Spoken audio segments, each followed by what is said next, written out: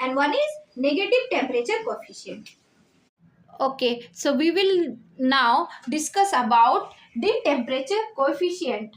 Okay, temperature coefficient and its relationship with the conductor, semiconductor and insulator. With the increase in the temperature, when the resistance is increasing, means it is called positive temperature coefficient. It is called PTC. With the increase in the temperature, if the temperature is decreasing, it is called negative temperature coefficient, called NTC.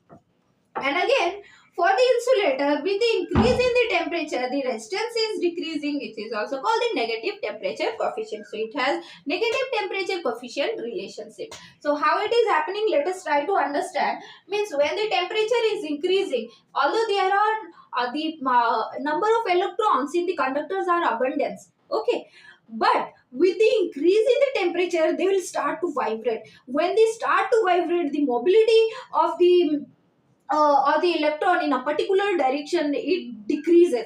Means it is creating hurdle to the flow of the charge of the electrons. Okay, it means the resistance is increasing. Means with the increase in the temperature, your resistance is increasing. Positive temperature coefficient. Now let us try to understand in the case of semiconductor. In the case of semiconductor, with the increase in the temperature, the resistance is decreasing. How it is decreasing, let us understand.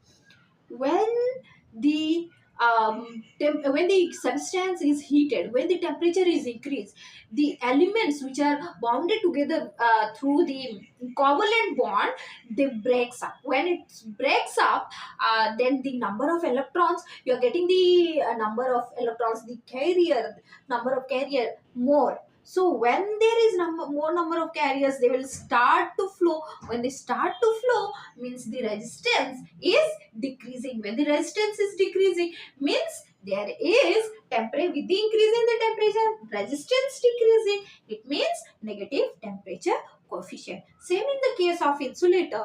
With the increase in the temperature, your resistance is decreasing. Means negative temperature coefficient. Okay.